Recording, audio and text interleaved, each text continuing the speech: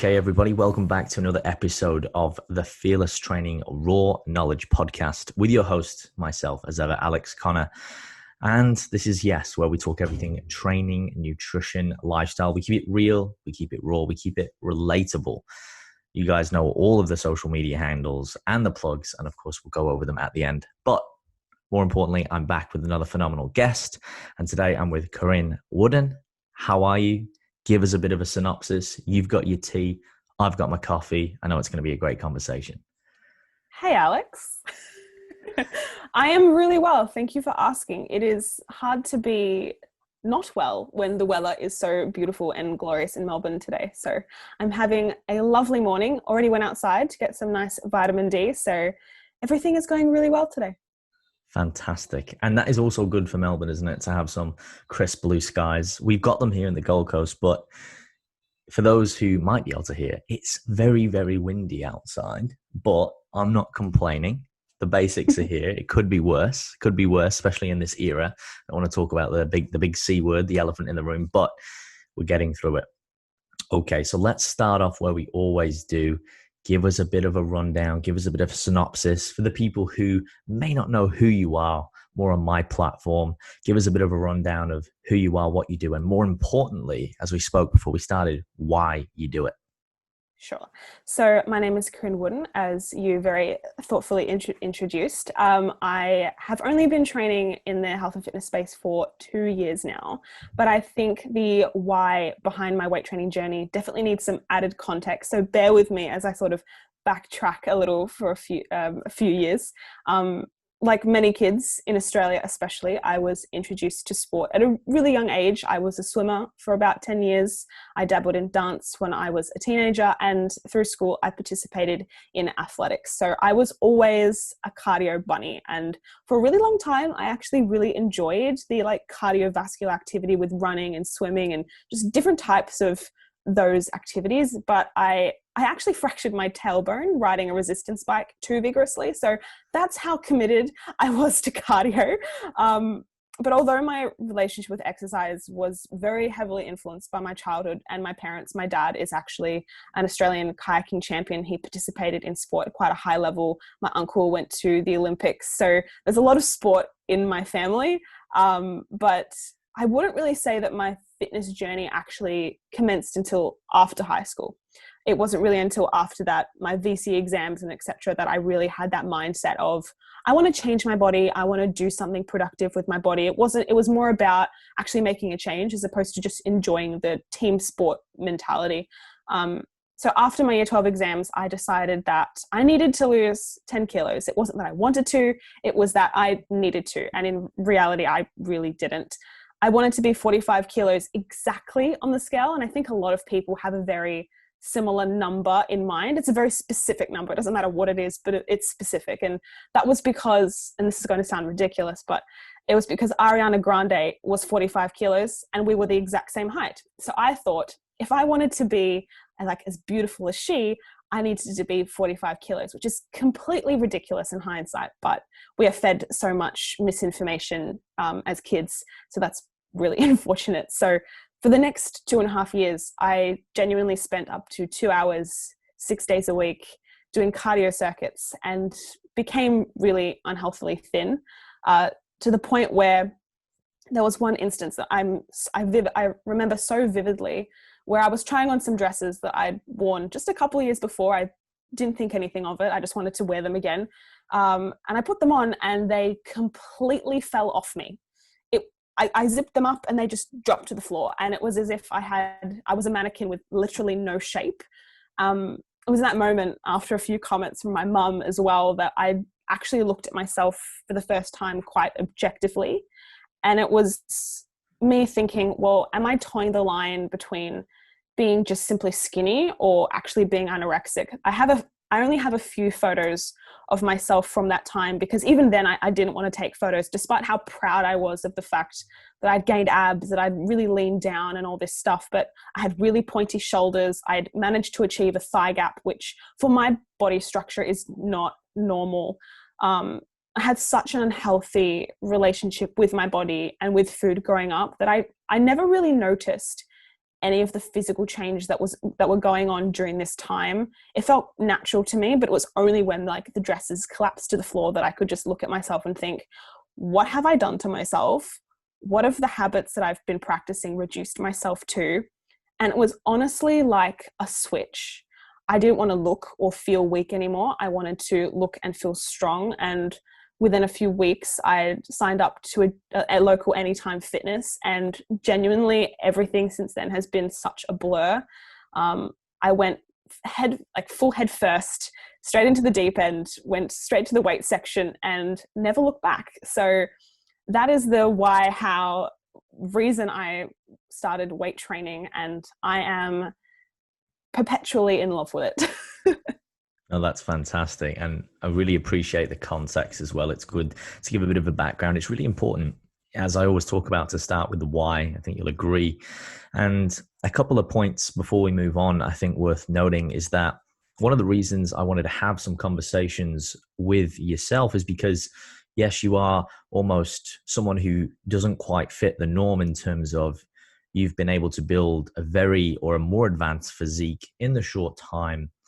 And I think a lot of people look at certain metrics, like you just discussed there with weight, and they think there's a certain amount of time or a certain weight or a certain thing or a certain grammage or whatever it might be that is going to get them the desired result. And it's not. It's the fundamental principles behind that. And everyone has obviously differences and there's discrepancies within that. But again, as we talked about before, based on what I'd saw from your journey and the content you were putting out, that was the main thing I was interested in. You get fairly good at being able to decipher who is genuine and who is not. And I know that the ability to be able to communicate real information, keep it authentic, keep it genuine, and actually, pay forward valuable information for other women, I'm confident that you are doing, and you will continue to do a very, very good job.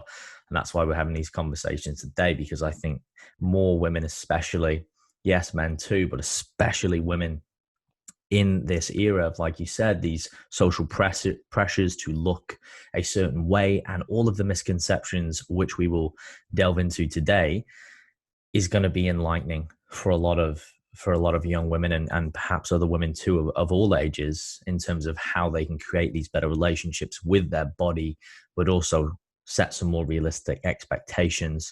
I think something worth noting as well, could you tell for the guests who perhaps don't know who you are, I'm sure they will go and have a look, but give us some metrics on your height and your weight currently, so people can kind of get a bit of perspective of when you said you wanted to get to 45 kilos, like our friend Ariana Grande. And again, it might sound funny, but this happens a lot with most of my female clients. They are the most challenging to coach in a good way. It makes me a better coach, but there's far more to unpack usually. And there's so many misconceptions that they find it challenging to overcome when they have these numbers in their head that they think they should be. But again, perhaps just quickly touch base on that, and then we'll sort of springboard into the next one. Sure. So I am a very tiny 5 foot, which is also in part why I thought I needed to weigh less.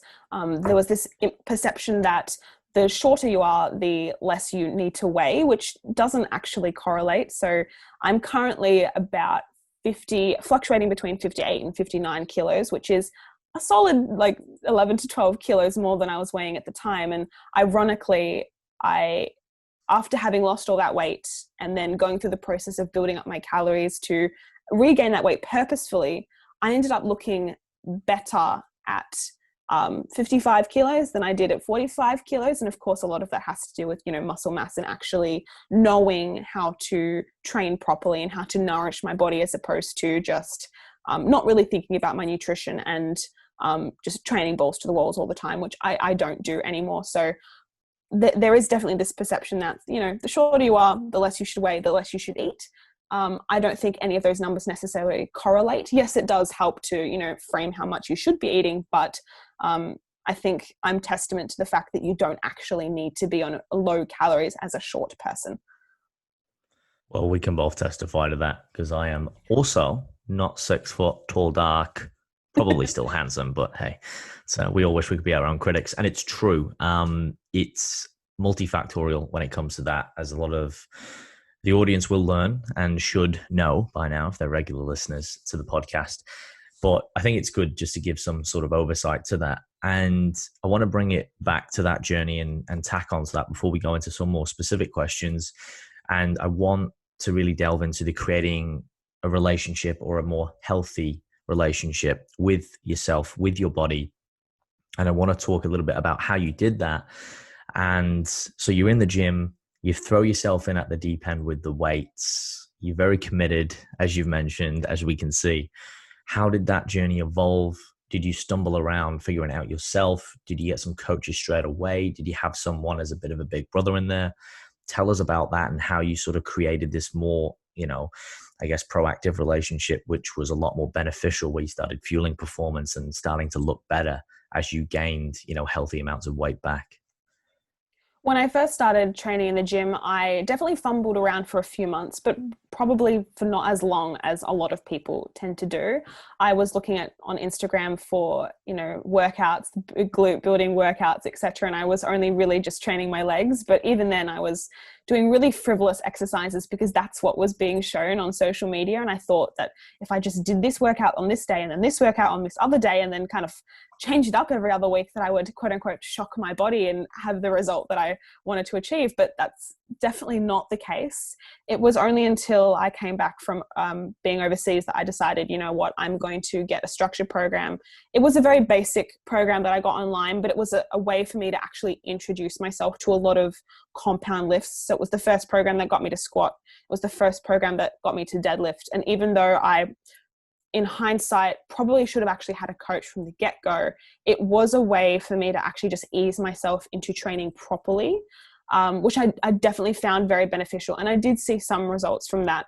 And it did actually teach me how to go about programming for myself, which I have done for a large part of my journey. I programmed for myself from about December of 2018 up until July of 2019. And it was only in July that I got my coaches, Jane and Logan from Team Sacrifice. And they are honestly phenomenal. I can't recommend them enough. I absolutely love them. They are so on point with their nutrition advice, their training programming. I would be lost without them because I've learned so much from them. And that's why I'm a huge advocate for getting a coach at any point in your fitness journey, because they really can provide insight that you can't really achieve on your own necessarily, because you're still new a lot of the time. And it's really great to be able to learn from different people. So I've had them as my coaches ever since, and they're still my coaches today, and I'm still as obsessed with their programming. But at the moment, I'm actually being programmed for my partner for powerlifting specific training. So we're trying to blend the two together. So I've gone through a few different phases, but at the same time, I'm still very comfortable with programming for myself.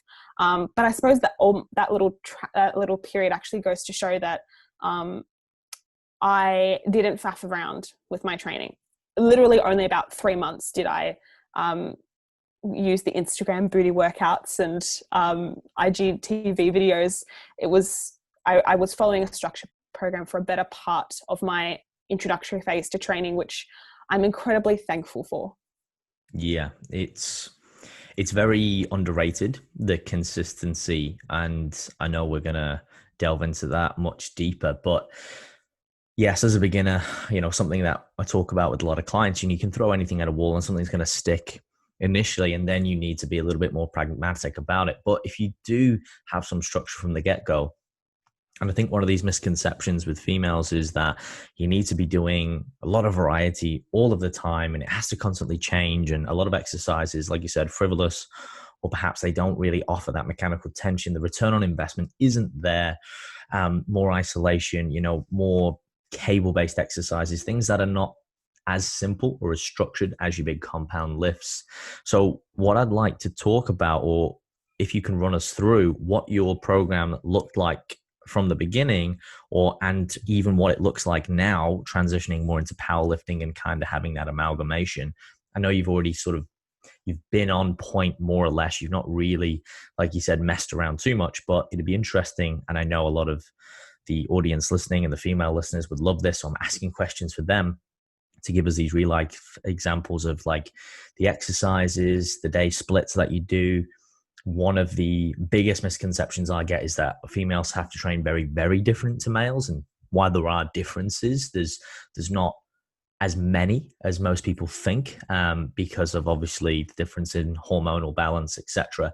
You're not going to get absolutely jacked, but I'm sure we'll get to that one later. Seems to be a really big one. So perhaps give us a bit of a rundown of what your training looks like, how it's evolved, and a bit of a day-to-day of how it all runs.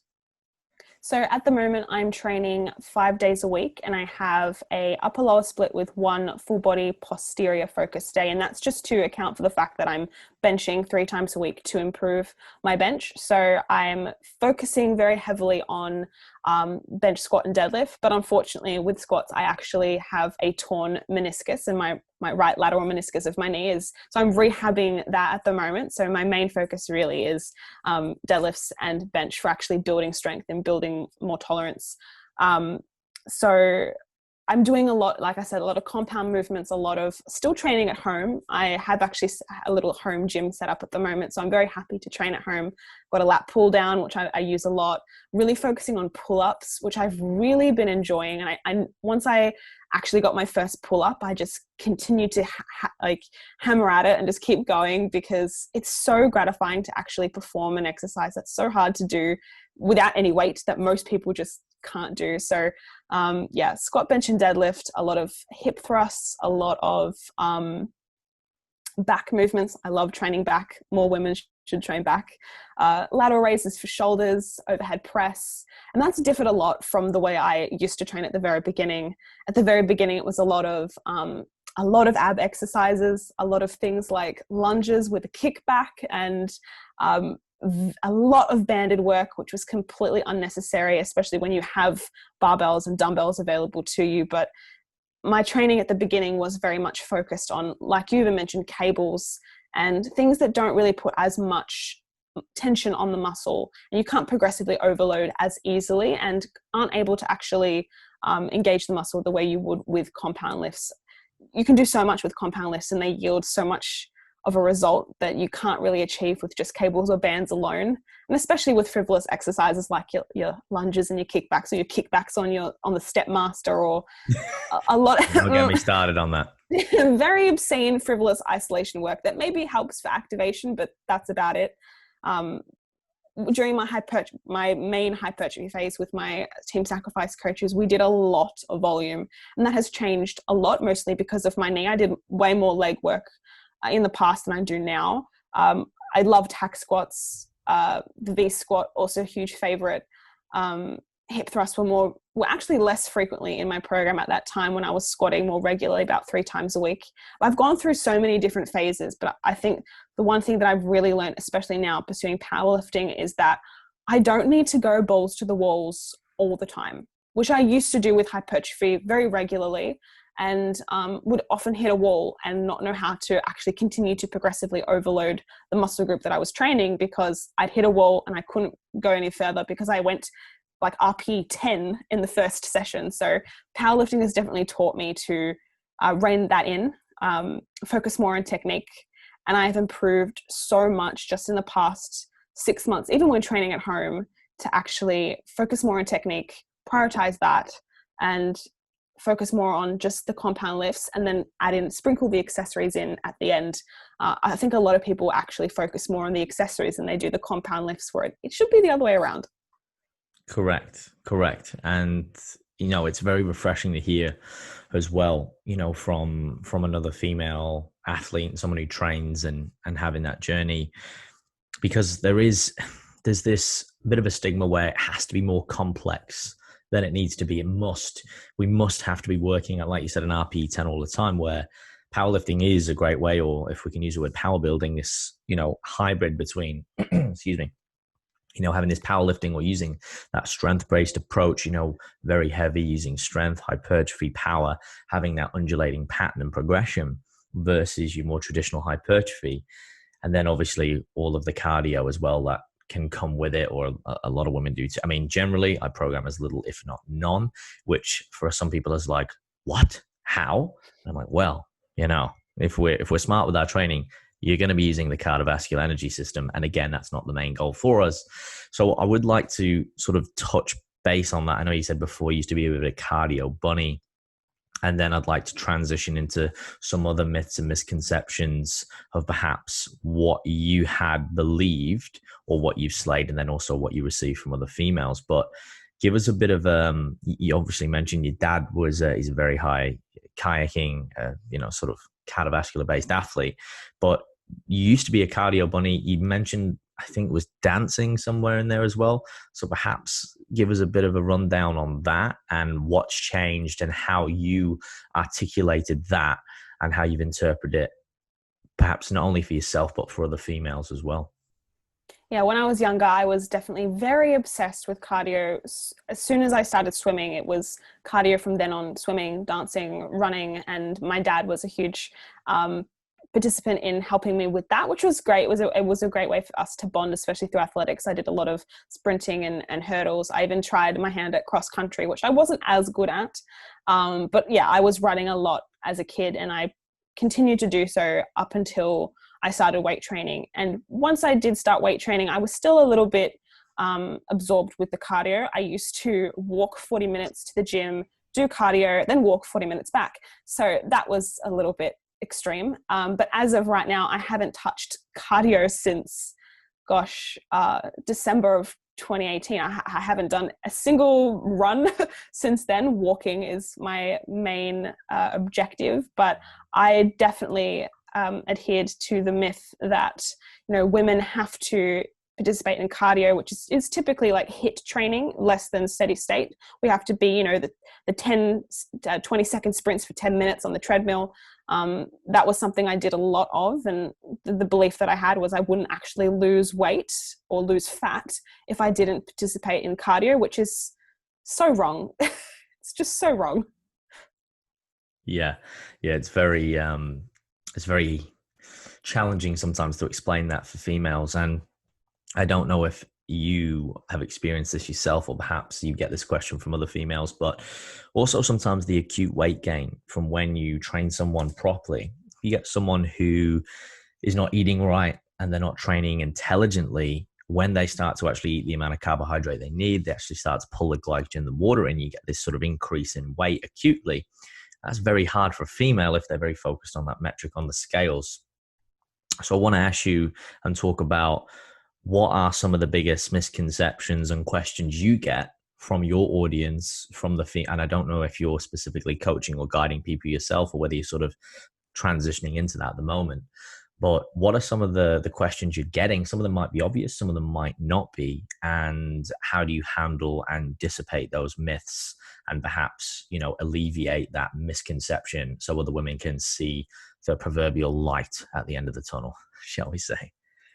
I mean, a lot of people still ask me questions about relating to carbohydrates and whether or not they're eating too much, which I am very frustrated by. It really saddens me that so many women are still occupied with eating less as opposed to eating more, and fearing carbohydrates, when in reality, carbohydrates are just fuel for our body. It's just another source that we rely on to actually provide our bodies with the energy to actually, go about our day. It's quite simple as that, but oftentimes, carbs are demonized. Bread is bad, pasta is bad, can't eat white bread, can't eat white this and that, can only have sweet potato. Whereas then there's me, who's literally absorbing all the toast. So it's really upsetting when I see so many women still just stuck on the carbs are bad cycle. But I do definitely still hear, not directly to me, since my audience is quite specific at this point, but I still hear women who mostly have never weight trained in their life, of course, say things like, I don't want to get bulky, I don't want to look like a man. And there's this huge perception, as you know, that weight training, even for a short period of time, equates to an obscene increase in lean muscle mass, which is, it's not the case. It takes years for men even to build a considerable amount of muscle mass. And then there's women who don't even have the testosterone levels to be able to do that in an equivalent amount of time. Of course, some people would then look at me and like, well, you did it. And I'm like, yes, but how can I tell you that my genetics are unique to me and are very specific to me? And I happen to be a little bit lucky in that regard. And not everyone is going to look bulky. And I don't think I look bulky. And of course, if you look at the average man, they don't look bulky either. So the perception that you're going to gain this obscene amount of muscle and obscene amount of weight is quite ridiculous. And I think at times it's propelled by the impression that a lot of men are on steroids, which is not necessarily the case. But yeah, that is something that I hear quite a lot. But my audience specifically, it's still, how can I eat less, or how can I eat more? I'm scared of eating more, when in reality we should be, eating more and oftentimes doing less. I'm a huge advocate for eating more and doing less. Women in particular have been told all the time that in order to achieve any health and fitness goal they have to do the direct opposite, which in theory is true. If you want to lose weight, you have to put yourself in a calorie deficit to do so. If you want to gain weight, you have to put yourself in a calorie surplus to do so. However, if you're maintaining your body weight at about 1,200 calories, for example, and you attempt to then slash that to lose weight, you have nowhere to go. And it still upsets me that so many women will deliberately push lower and lower and lower, and, risk their hormonal health, risk their mental health, risk their physical health on the inside just to achieve a certain physical result, which at that point, you're actually not going to achieve the result you want to achieve if you're slashing your calories down to 1,000. And as an adult, eating 1,200 calories is essentially the equivalent of eating the amount of an active toddler. And when you tell people that, they're like, what? No way. Because so many people actively reward themselves and praise themselves for eating less. I used to do the same. I remember when I was much younger, I would only eat an apple for breakfast. And when I was told off by my friends for saying, you shouldn't do that, don't do that, it's not healthy for you, part of my brain would be like, I'm doing the right thing, because they're annoyed at me. And I feel like I'm proud for doing something that is a little bit taboo or what have you, but it's something that I can relate to. And it's something that I don't want to see continually propelled in the health and fitness community. And it's even every time I see an ad on mainstream TV for like slim right shakes, and I'm like, okay, this is the problem. There are so many ads in marketing and in the social media space, in the mainstream fitness space, marketing towards women who are vulnerable at this point, who just want to achieve a result, telling them to just keep eating less. And at this point, drink your calories, which also can be less than an average meal. It's just something that is so incredibly frustrating. And I wish there were a simple way to succinctly tell women, you can eat more and do less and still achieve the result you want to achieve. But sometimes it seems like you're just speaking into the air and no one's listening to you. But I suppose at that point, you just have to keep reiterating the message, because at some point people are going to pick up on it. And at some point people are going to start listening. Yeah, focus on the people who get it, not on the people who don't. I think leading by example is one of the most powerful tools. I talk about it a lot. And when you focus, from that, you lead by example, you represent, you show people what you do and how you do it, very transparent about it, which is something that you do very well. And then also focusing on those people who do get it, and then doing really good work for those clients, friends, associates, etc., I have found is the most powerful way. Because sometimes you can, you're talking to a brick wall, or you're saying things, but people they still don't quite believe it. They're just not quite there with it. But again, it takes time. And that is one of the elements that just takes faith and application. But I always say that time moves fast as well. And that's the other side of the coin I don't think is talked about. If you put in the work and you are consistent every day, you'll get the desired result. There's no magic. But as you said, it's very hard to sell or market that when it's not pretty, it's not wrapped up, it's not packaged in such a way where there is all of this other media and marketing. And again, women are supposedly meant to look a certain way. And it's, again, even the wording of the slim shakes, and, we won't mention certain big brands out there, multi-level marketing schemes who are, do this and do that. And basically creating problems that don't exist and then solving them to design a product for someone. It's such a backward theme. But no, it can't be simple, right? We can't just eat food. We can't just lift weights, and we can't just rest or even move a little bit, depending on what your goals are. It can't be that simple, surely. But lo and behold, it is. And I want to talk then about food specifically in terms of not being so food focused. Obviously, a lot of females, they are on lower calories than most men, but not always, just being smaller. But again, there is this, I have found in my experience, a lot of the time, a lot of women who are not quite doing it in a way which is probably, let's use the word optimal, it's subjective, that are constantly in this restriction phase. And I just noticed that, yes, if it's a dieting phase, that's going to happen. But I think you should be set up with the skill sets before, so you know how to handle that and manage it. Because I think more often than not, most people, especially women, do have a mild eating disorder, which might sound really brash, but it's true. If you feel guilty after eating a food consistently, that's a mild eating disorder. If you find yourself constantly thinking about food or having to have certain foods, it's like, this is a mild eating disorder. These things become deeper and deeper. And although that sounds like, oh, no, it's not. No, it's not. It's like, well, it is. And you need to address it, because it's only going to become bigger and more accentuated over time. So how do you manage that? How have you managed that based on your experience when you did the dieting phase? Because you said you learned a lot and it built a lot of character, which is something that I wish a lot of people could experience, but I don't think they're cut out for it, and I wouldn't recommend it. I actually talk a lot of people out of competing for that reason. I think they need to build a certain level of skill set first before they go in. I use the analogy of going into battle with the best weapons, but not knowing how to use them is going to leave you dead very quickly. So let's talk more about creating those better habits with food, and once again, how perhaps you communicate that across to your audience and how you structure it. Feel free to give real life examples of what you do. You mentioned you love toast. It's fantastic. I like toast, jam, Nutella. I could tell you some stories about toast. It's fantastic. There's even a song about toast, I think, actually.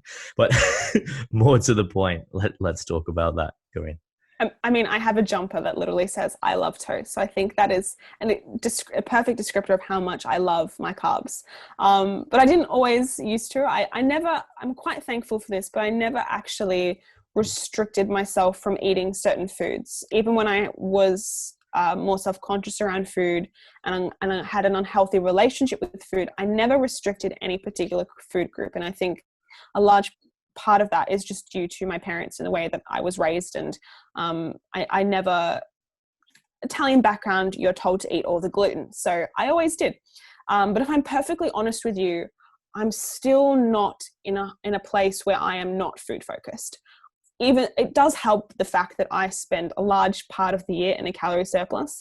That takes a lot of pressure away from me, because I'm not having to think about what foods are going to elicit the highest volume on my plate. How can I perfectly time my foods that I'm not hungry? How do I intermittent fast at this time to alleviate any certain hunger signals and things like that? I'm not having to put myself under the stress and pressure when I'm in a calorie surplus. You just don't have to think about food as much, because you usually have a lot more calories and a lot more space to play with.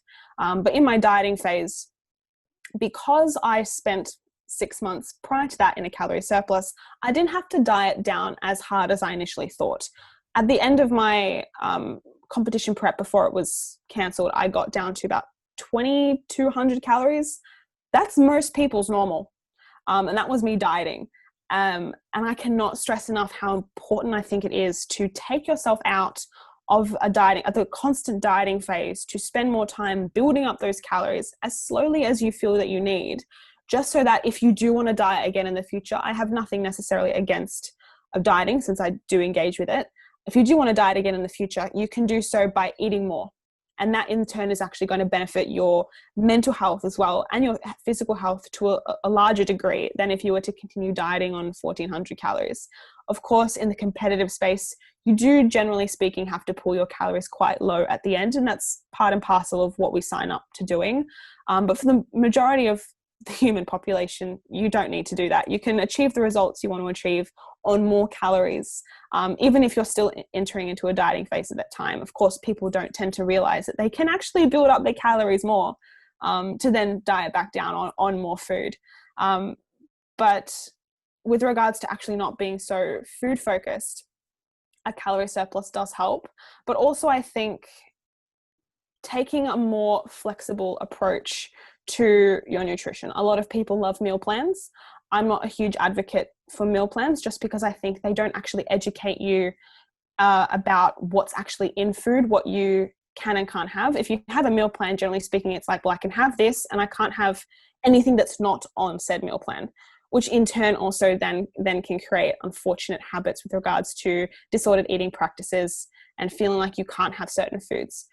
I really love my Fitness Pal for tracking, especially someone who does track their macros and does so without a meal plan. I love the flexibility involved in that. But at the same time, the markers on my Fitness Pal, if you haven't been educated about what they mean, can also be detrimental to you being food focused.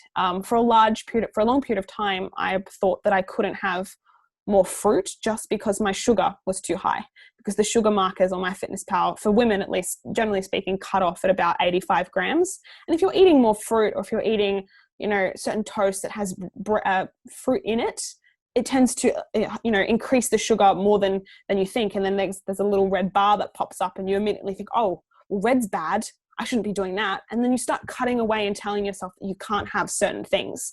I still do that. It's a habit that's ingrained in my brain, and it still pops up every now and then where I'll be eating quote unquote too much sugar.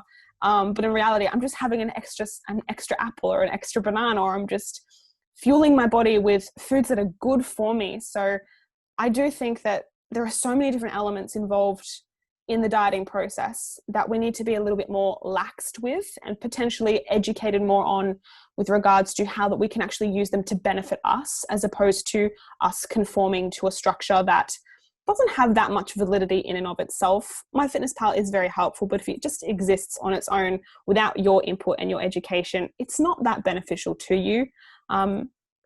Through my reverse dieting phase, I also learned that it was okay for me to have a meal that I wasn't tracking.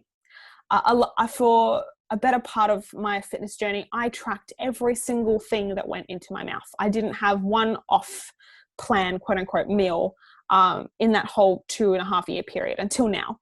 I've learned that actually food is more than just fuel. It's more than just nourishment. It's also an experience. It's something that I can use to enjoy with my partner, with my family. I can go out to eat and not feel stressed about what I'm eating. And sometimes, being in a surplus, I'll look at food on my plate and I'm like, actually, this is less than even I would normally eat. So it's quite, it's a quite marked difference when you start looking at food less as a number. When you start to track, you will inevitably see food as a number to some degree. It's always going to happen, especially if you're tracking macros. But then going out to eat and not having to input so strategically what you ate into my Fitness Pal, and just sit there and enjoy the food with your partner, with whoever you're with. I mean, just use food as an experience, as opposed to just something that nourishes you and fuels you, because it's more than that. As much as we need to teach people that food is fuel and food is nourishment, and it's not something that we should punish ourselves with or reward ourselves with, it's also an experience that can help us form memories. And that's definitely something I've learned more recently, and I wish I learned it sooner. Mm-hmm. And being Italian myself, or my mom is Italian, that is something that you quickly learn. You're very exposed to early on, because it's food is community, it's culture, etc. And there's a lot of really salient points you made there about nutrition, about tracking, and everything is contextual. There's a time and a place for most things, not everything. But one of the pushbacks that I get a lot as a coach is this: just give me a meal plan, just tell me what to do. And I'm like, well, that's not really how I run my coaching. That's not really how I run it, because for me, although structure is needed, if too much structure is given, a meal plan, as good as they sometimes can be, and again, it's a tool in a tool belt, it's not a given, they can lead to more harm than good, because like you said, it leads to this restrictive on-off binary approach of, oh, this is good, this is bad. But I've also found that if you give people too much rope, they will hang themselves. So I find by having this amalgamation between, again, giving people structure or having a little bit of a process of which we run people through, depending on where they are on this metaphorical map, because some people will come, they will have experience, they have tracked food, they may be at a different point where they can have a bit more flexibility versus someone who's never heard of tracking. And perhaps tracking is not just via MyFitnessPal. It can be, as you said, just by servings or by eyeballing it once you get to a certain point. And I think a lot of people forget the purpose of tracking, which is initially to create an awareness. So for me, I like to get someone to create a food diary in any way, shape or form, because a lot of the time they're not eating bad, as they've told me. I eat really healthy. Yeah. But again, it's the wrong quantities of food in the wrong way, or, the wrong macronutrient split. And again, it's not what we do, how we do it. But I want to ask you about MyFitnessPal. in terms of, yes, there is, I often say to my clients, we're using this for calibration. When I do introduce it, forget what they recommend. I'm going to recommend, because again, it's general pop and no one's really general population. We're all specific. So we're just using it to track and just to create awareness. And we've just got a calibrative metric that we can use. And again, the sugar thing is a really common question that I get. And I often diminish that by just talking and explaining some of the sort of biological aspects of, how carbohydrates are absorbed in the body and how they're broken down and where the sugar is coming from. And again, often it's not actually from processed or added sugar, it's from fructose, and we could go on and on and on. But fundamentally, how did you find using MyFitnessPal when you first started it? How were you introduced to it? And what are some perhaps little key takeaways that you found that really help you, and also how you might help others come attuned to it and be able to use it in a healthier way rather than a restrictive way? Because I know a lot of women, a lot of people enjoy what they fear tracking. You see, say, oh God, it's too hard. It's too hard. And I'm like, well, it's not. And again, there is a process. You can't expect someone to be accurate straight away. You've got to give them the tips and hints. So I want you to talk us through some of the things that perhaps have helped you create a better experience with MyFitnessPal, or even other tracking tools as well that you may use. So yeah, MyFitnessPal can be a little tricky to use when you first start it. I mean, like any app, you're having to learn how to use a whole new process, and that's completely fine. You have the time to actually just play around with it and not be too obsessed or focused on the numbers that it provides you. Something that I really want to reinforce, like you've already said, is ignore the prescriptions and the numbers that they've given you. If you have your own, use them. Do not listen to what MyFitnessPal in and of itself is telling you to eat, because a lot of it's based on, a huge portion of the population. And just because you may be quote unquote gen pop, again, it's not specific to you. Nutrition is very personalized. It needs to be tailored to the individual. And MyFitnessPal, it doesn't know your personal circumstances. It's basing it off your weight, your height, and your age. And a lot of the time that's still incorrect. So if I could really reinforce to everyone, is to just not focus on the prescriptors that they give you.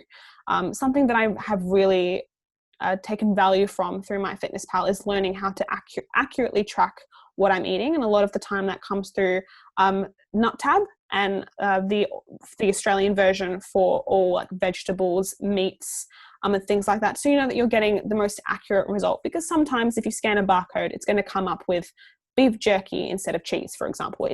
Not every barcode is accurate, and you learn that a lot of the time. If I go through the shops and start scanning barcodes and all the meat at Woolworths, a lot of the time they will come up with completely different results. So to be as accurate and as consistent as possible, stick with using the same entries that you typically would use. NutTab is my favorite to use for fruit and meat.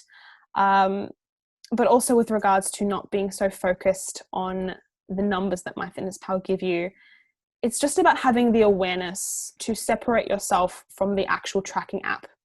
And I know that's harder. It's easier said than done. And it does take some time to learn, which I do think is important to have someone there with you, guiding you through the MyFitnessPal process, because it's not always as simple as it sounds. A lot of the times, most people probably don't need to be introduced to MyFitnessPal from the get-go. They just need to be told to probably eat a certain servings of fruit and vegetables each day, get a sufficient amount of protein, and then fill in your carbs and fats for the rest of the time. But most people want the structure that MyFitnessPal gives, in the sense that, oh, well, it's fancy to use. I get to know exactly what I'm eating each day. And I'm like, yes, that's true. But also a lot of people don't tend to use it. The reason I find it's beneficial is just because I have very specific goals and I want to know exactly what I'm putting in my mouth. And a lot of people don't need that level of specificity to achieve the results they want to achieve. But from a coaching perspective, I'm not personally coaching yet as of right now, but I would personally advocate for helping my clients in the future use MyFitnessPal in a safe and productive way, to ensure that they're not developing disordered eating habits through the app, which can at times occur. But it's just developing the awareness and having that person there to reinforce to you that the numbers they give you are not reflective of you. The numbers that like I'm giving you or your coach is giving you is what's more important. It's just a means to have everything in one place so that you can see what you're eating, as opposed to a spreadsheet that I know a lot of people still have and can be a little bit outdated. But there's not really a way around MyFitnessPal in terms of avoiding the numbers. They're always going to be there. It's just about having the awareness to separate yourself from those numbers. I wish I could be more in depth with that, but it is as that simple. No, it is. And at the end of the day, you've got to do it. And there are people who apply themselves and it would seem so simple because, again, it's as hard as you want to make it. And then there are people who push back and push back. And sometimes that's when we need to look at a different tool in the tool belt. But for the most part, again, it comes down to having that attitude and just having a go and getting in there. You learn by doing. And I think I always say, if I can do it, anyone can do it. I don't consider myself to be the smartest of people, but I'm determined and I'm consistent and I'm relentless. And I think people who really want to apply themselves and they want to better themselves, not only physically, but mentally, they will. And they will find a way to make that work in whatever way, shape or form that may be. But no, it was succinctly described. And I think that's really good.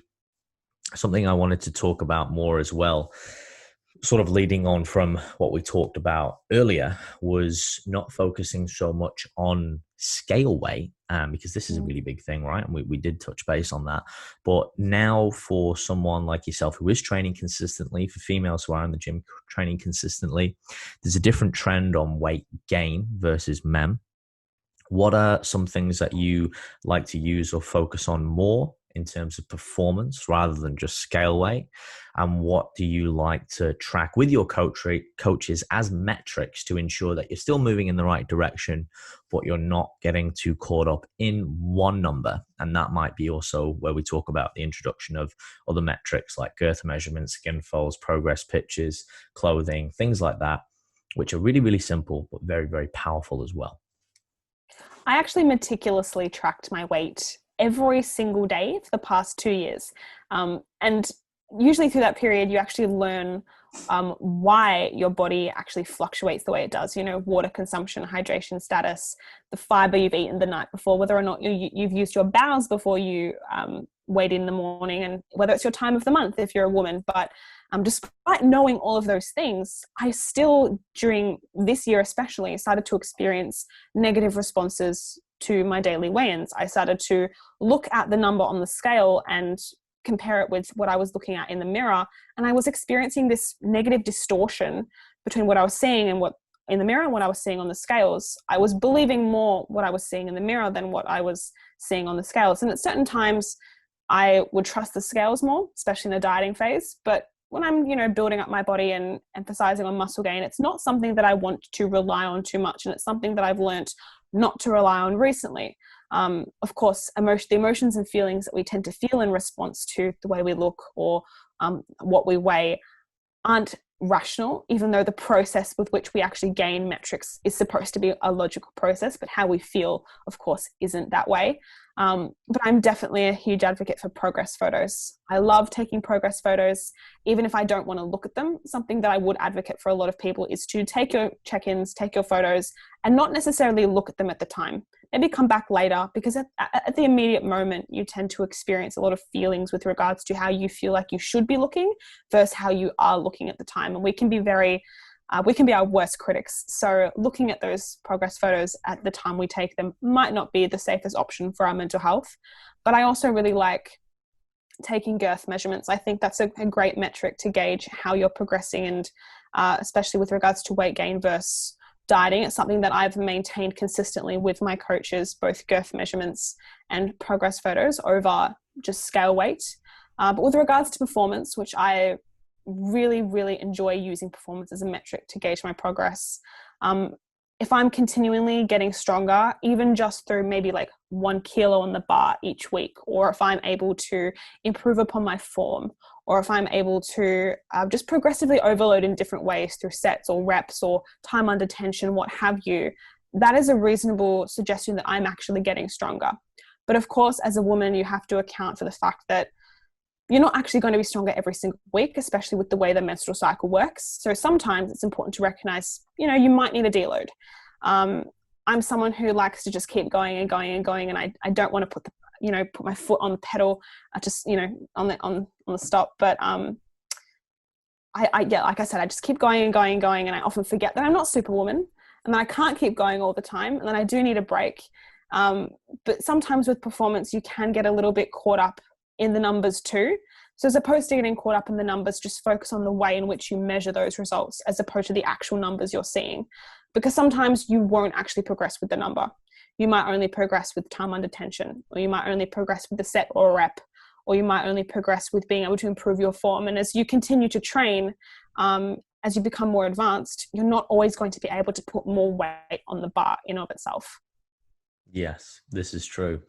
And again, some perhaps food for thought for a lot of women as well, having that balance, any metric or any number, or just focusing on one thing at some point is going to be detrimental. And it's about, again, looking at those key metrics, the things that we can track over time, and looking at the trends. So going, hey, we're not looking just in a short, acute term, week to week, but we're actually zooming out and looking month by month and 6 months and 12 months, etc.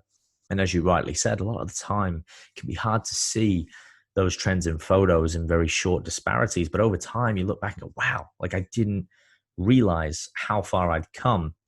And just by taking those metrics, and I know I'm going to answer an inevitable question here. I know a lot of people don't like to do them at the start, especially people who are perhaps, not near the shape they want to be, and it can be quite painful.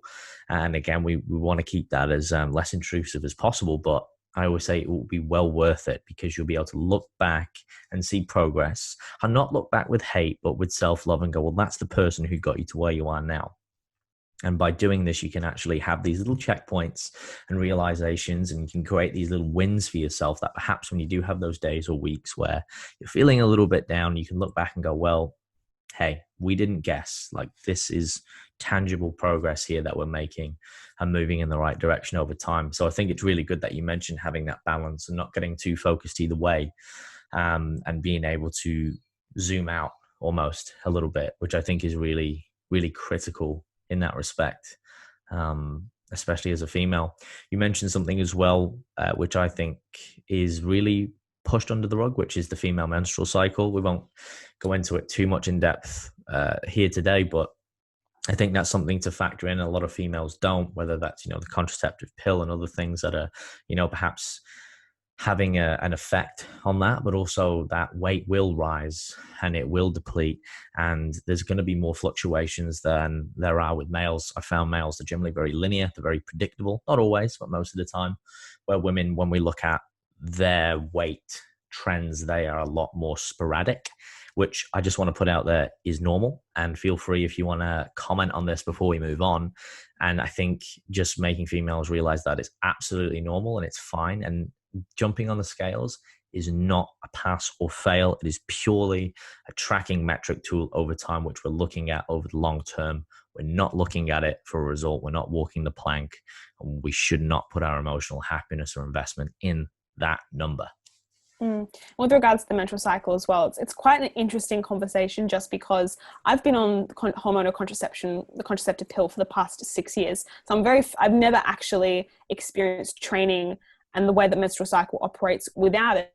But what I do know is that anyone who is on hormonal contraception, generally speaking, won't have the same fluctuations with their weight or with their PMS symptoms as someone who isn't on any birth control at all. So if you're not actually on birth control, I do think it's very helpful as a woman to track your menstrual cycle, especially because your body will respond to training and also to food very differently depending on what stage in the cycle you are. If you're in the follicular phase, which is day 1 of your period to ovulation, your body will tend to recover really well. You'll likely feel like you can increase your training intensity and you can perform better, versus when you're in the luteal phase post-ovulation and then pre-menstruation, your recovery is decreased, your ability to perform well in training is also decreased, and you may also have a lack of the potential to build extra muscle during that period of time. So I think that is something that needs to be factored in where it often is not. But of course, if you are on hormonal contraception, you may experience some of those symptoms and you may experience some of those factors, but not to the degree as someone who is not on any form of contraception. Mm-hmm. And I appreciate you speaking to that, because I think that a lot of females are unaware. Now that's where the specificity of being a female really comes into its own, having those phases where, and not necessarily negative. And I have got a guest coming on in the next couple of weeks who's very, very well versed in this and helps a lot of females, but almost using different phases to your advantages and having, structured plans in place to be able to go, well, if this is happening, we do this, and if this is happening. And again, that's where that flexibility and a bit of foresight and planning can really come in to that as well. There's a couple of other key things I want to talk to you about before we wrap up with the rapid fire questions. And one of them is keeping it real via social media. And we've talked about the expectations that are there. You do this incredibly well. Again, we spoke about it. It's one of the main reasons I wanted to chat to you, because you were able to be very transparent about that.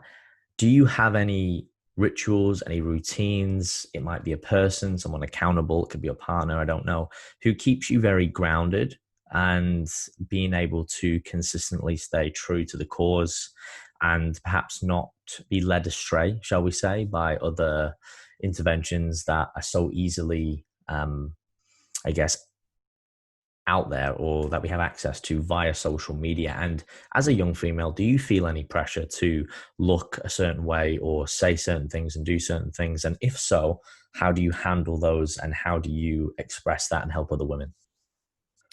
I definitely think that I'm not in a position where I don't have that many followers compared to a lot of other quote unquote influencers out there. And I don't particularly like that word in general, but I treat Instagram, and I always have done, as my personal space, as my diary. If people don't like what I'm preaching, if people don't like the content that I'm putting out, they can bugger off, I guess. But it's my personal space. And I suppose that at times I do feel the pressure to look a certain way. But because I have built such a presence online while being quote unquote thicker or being heavier or being in a calorie surplus, a lot of my content is based around eating more. I feel like my audience very thankfully accepts me for who I am, which is fantastic. But at the same time, I don't feel like I necessarily have anyone that grounds me online. I think it's just about the way that I want to present myself, the way that I feel about myself. I don't want at any point in time for my content to upset anyone, because I know that if I were on the other side, I wouldn't appreciate that. And if I was putting out content that I personally could relate to in a way that was upsetting, I wouldn't feel good about myself. I just want to present myself in the most ethically, morally, authentically, transparent way possible, in a way that does the least harm. On social media, I think we lack the ability to realize that we have a huge responsibility over what we put out. Most people, especially people with really large followings, forget that the people behind the screen, that the people they are putting content out to, are real people. Which is also why social media is a platform for, cyberbullying as well. It's not something I want to touch on necessarily, but it's a platform. We forget that there are people behind the screen that we're talking to. And I really do think that we need to be more responsible and accountable for the content that we put out. And I definitely try my best to do so. I openly acknowledge when I get things wrong, and I openly call myself out when I know that there is something that I have shared that has been detrimental. And I want to make sure that people that follow me know that I'm learning from my mistakes and that I'm actively trying to do better. Because at the end of the day, I think if you have a space online, how small or large that may be, you need to be prepared for the fact that what you are sharing is being seen. It's not just for you, even if you put it out for you. So you just need to be a little bit more accountable and responsible to the fact that what you are sharing and what you are saying is being heard by people everywhere and anywhere in the world. And it's important to put some stock in that and be responsible with the way that you share your information. There are a lot of people out there who are not doing that, who share their anecdotal experiences just for the hell of it because it's their space to do so. But I'm always thinking about what I'm sharing and whether what I'm sharing is actually going to benefit people who are following me. So I'm always being a little bit cautious about that.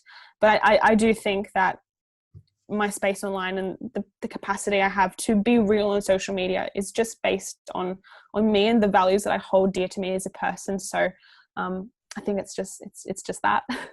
Yeah, no, for sure. And that shows a lot of growth in character and introspection. And I think if we're not learning and we're not changing our opinions, not all of them, but over time, then we're not learning and we're not growing.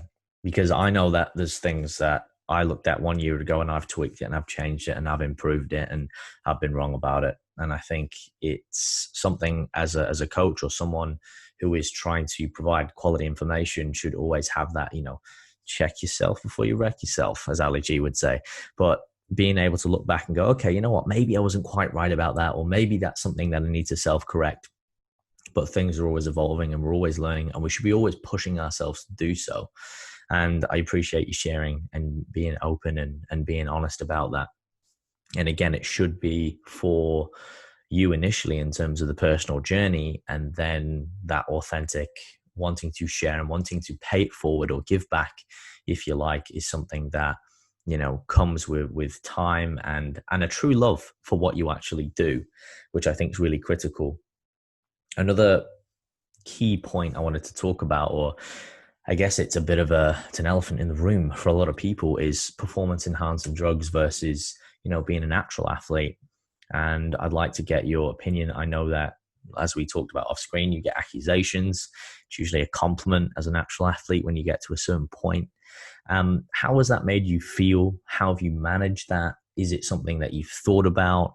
Do you get other questions from other females as well about whether they should use it, etc.? What have some of those conversations and thought processes looked like? And could you speak to that a little bit, please? It is definitely a compliment at times being told that you have a physique that can, rival someone who is on PEDs. But also at some other times it detracts from the work that I've put in myself. I have nothing against anyone who chooses to use PEDs whatsoever. I think they are a tool in the toolbox that definitely comes in handy, especially in the competitive space. And that is a space where I think that performance enhancing drugs are very relevant and are very valid, especially if you're in the bodybuilding world and you're wanting to step on stage, on the Olympia stage. You most likely will not get there without performance enhancing drugs, and that's fine. I personally don't see a future where I will be taking PEDs. I am not so competitive that I want to put myself in any sort of health risk. To be frank, I don't know that much about the biological side of PEDs. I have a lot of friends that take them and they've taught me some things about how it works, how it influences your body and the internal side. But thankfully, I suppose I haven't had that many women ask me if they should take drugs. And when they have done, my answer usually is as straightforward as no, especially if they're new.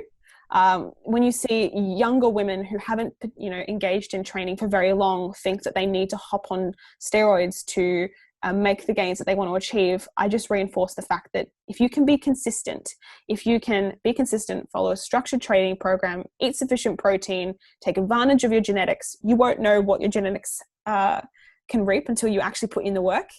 If you can do all those things, focus on recovery and get good sleep, you will stimulate the growth hormone needed to actually make the results you want to achieve. You do not necessarily need steroids as someone who's coming straight into training, as you might think. And of course, social media puts it out there that, I have to look like X person. I have to follow the protocols of this person. And in reality, you don't. Everything is very person dependent and specific to you. I would definitely advocate for more people steering away from performance enhancing drugs, especially from the get-go. If that is something that they want to pursue later on and they've really thought about it, they've thought about all the potential health ramifications that could come of it, then that's perfectly fine. But for me, I know that morally, it's not something that I can align myself with. Preach it. No, I appreciate it. It's something that, again, it is a shame. It's a tool, as you rightly said, in the toolbox, and something, again, I'm not very well versed in. I understand some of the basics of it, but I think too many people, especially I think for men as well, just sort of want to get on it willy-nilly without understanding all of the pros, all of the cons. But also something that I talk about with my coaches a lot, who have some of the best physiques, in Australia, probably in the world, and coach some of the most talented people and achieve results without using any of that, is that I think most people would be quite surprised at what they can achieve without that, and they would be quite happy. But again, it's sort of putting the cart before the horse, where it's like, well, before you delve into something which is a little bit more advanced, perhaps get everything you can from what's around you. Look near before you look far. Make the most of that and see how far you can actually go. And then, because those protocols will still apply, you will still have to be very disciplined. Your training's got to be on point. Your nutrition's got to be on point, if not even better, if you decide to do something like that before you commit to it. Because once you do, to a degree, there's no going back in retrospect that you can cause damage, especially if, you don't know what you're doing, or you haven't got the dosages right, or the grade of drugs which you're using, etc. So yeah, it's a very interesting topic, but I thought I'd ask that question just as someone who is new as a female to the industry, and again, someone who's got a physique which, yes, in my opinion, could definitely rival people who have used enhancements as well. But again, a testament to consistency. You mentioned genetics. I think that's worth just making a note. Yes, I think some people are high responders. I think yourself is probably one of those people. But I just want to make it clear that don't use that as an excuse. There's a lot of people out there who will, and there might be some young ladies listening now, men, whoever you are, who go, it's genetic. It's like, well, look, you can't control that. So don't focus on it. Focus your energy on where you can control, and by actually focusing on those metrics, being consistent, and again, doing things even better and improving them over time. You might be pleasantly surprised at what you can actually achieve through those mediums.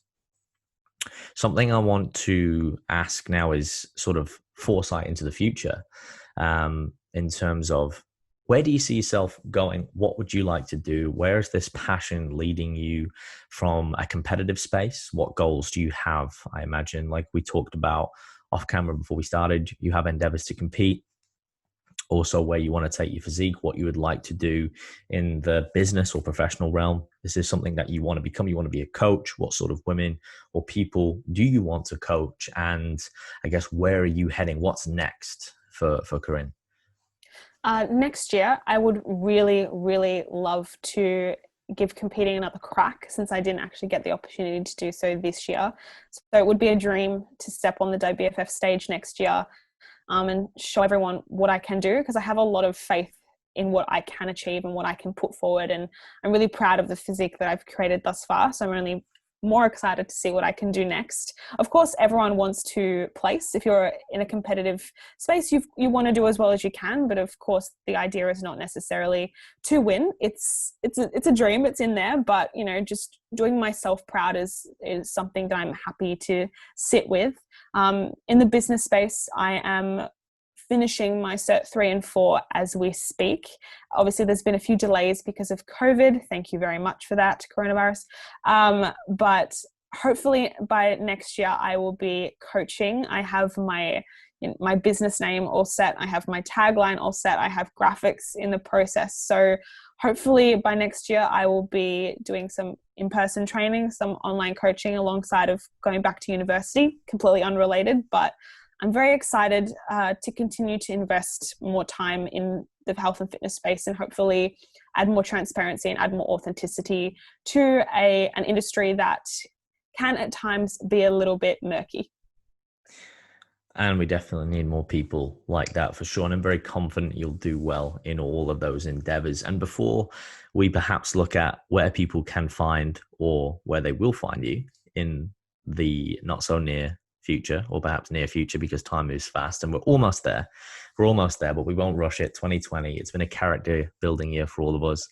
But as always, and you've been very generous with your time, and I appreciate that, I want to go through some rapid fire questions, a little bit more fun, they're sort of a bit more human. I think you'll like these. And then we'll get on to that final question, which I ask all my guests. So the first one is, if you could, and just the first thing that comes to mind, because this can be a long question, but if you could go back to the start of your training career to 2.5 years ago, and you just had just 1 minute, and you could say, hey, Corinne, this is me from the future. This is some information. What would you say to yourself? What would be the heads up? Good form matters and stop deadlifting poorly. If I could go back to the very beginning, I would definitely just reinforce to myself that I need to practice my form more than I thought I needed to at the start. If I did so, then I probably wouldn't have had as many niggles from the get-go and that have persisted through my 2 years. So good form, it matters. Oh yes, yes. If I had $1 for every time I say that, I'm like skill, skill, skill, skill, form over everything when it comes to lifting weights. That's for sure. And a food related question. It'd be rude not to ask this because of your Of passion for course. food. If you had one last meal and you had to choose, and it can be, and I'll give you a little bit more flexibility, an entree, a main, a dessert, even a drink, what would it be? What's the go-to? Ooh, okay. Entree. I'm probably just going to say something really simple and be like buttered toast. I love toast. I love toast so much. It's ridiculous. I genuinely have toast with every meal at dinner time. My main would probably be uh, beef ravioli with some a beef sauce on top, preferably my nonna's homemade sauce. That would be good. And for dessert, I'll say chocolate brownies. I love a good brownie. It's soft on the inside, a little bit crispy on the outside, with some vanilla ice cream on the side. Good to go. Nice. That sounds like gains to me. Simple pleasures. You really do love toast, don't you? That's I love fantastic. toast. It's ridiculous. It must be the texture, the taste, everything. It's a great way to get in the carbs, though. It's a great way to Yes, get it in the is. carbs. Very easy way. I just on a side note, used to back in the day when I played football, soccer. For those people in this part of the world, me and my friend, I remember before a match game, we would literally have. So when we go away and play these tournaments, we'd have a whole loaf, and we had this like really terrible two-piece toaster. We'd only do two Mm. pieces at a time because you're in these like little motels, you know. We weren't quite playing for Man United, so anyway. And I remember we'd be playing like FIFA while putting the toast in, and every time they'd come out, we'd have like a different topping, and he was like, "What do you want?" It was like jam, Marmite, and we'd literally just get through like a whole loaf plus of bread because obviously we would just be like running it off, and we were just carb loading, and it was just great because it was like these little I love that. intervals of like toast and FIFA and different toppings. So yeah, a little toast story there for you. My final rapid fire question, which is one that I ask all of them and everyone, and it's really fun. It's something I'm passionate about. It's probably why I ask, because I think for me, one of my taglines is, helping everyday superheroes realize their true potential. So if you could have a superpower, what would it be Yeah. and why? Oh gosh. I don't want to be generic and say, oh, actually, I've got one. Yeah. Okay. And I that always thought came remember in this. like a bang. I always remember when it comes to being a university student, I love education, I love studying, but something that I always think would be the most incredible asset to me at university would be to have the capacity to just get a USB and inject all the information I need into my brain and be able to draw from that as I wanted, because of course the brain doesn't work like that. So if we could have like a USB port in our head to insert information at our will, that would be fabulous.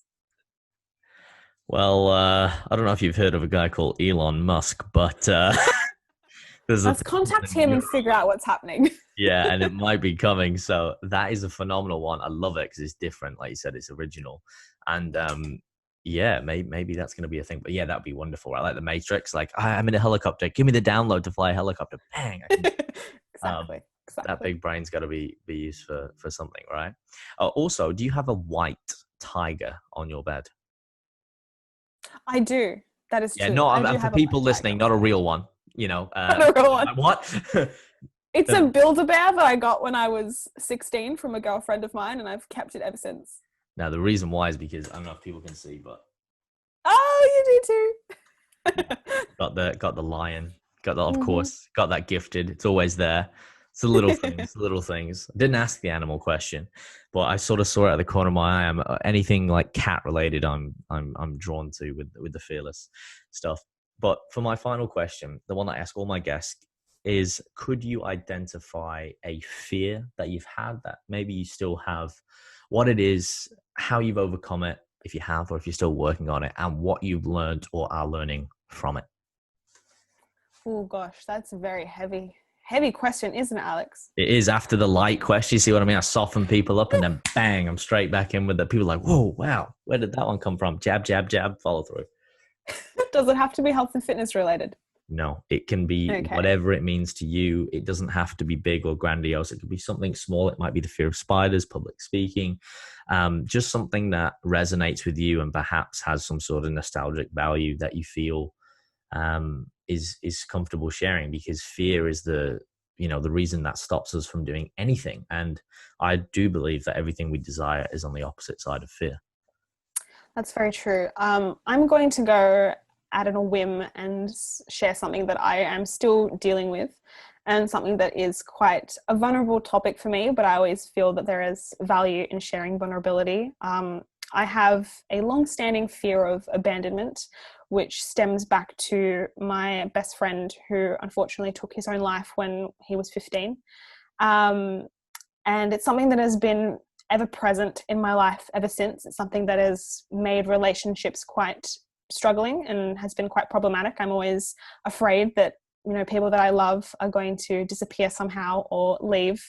But one thing I am really proud of is that it hasn't stopped me from loving and engaging and receiving love. I'm very, very grateful for my partner, who we've been together for over a year now, and he is the most understanding and compassionate and caring person, and it constantly reinforces to me, as this is something that I'm continually working through, that just because I have experienced some trauma in my past life, in my previous years, doesn't mean that trauma is going to consistently reappear in the future. So that is something that I'm trying to reinforce to myself and, work through that. For sure. And it's something that I think a lot of people struggle with, but they are unable to voice it, or they feel uncomfortable, which is understandable about it. So I appreciate you sharing and being open about that. And I think it's always a beautiful way to end a conversation, and one that's been very refreshing.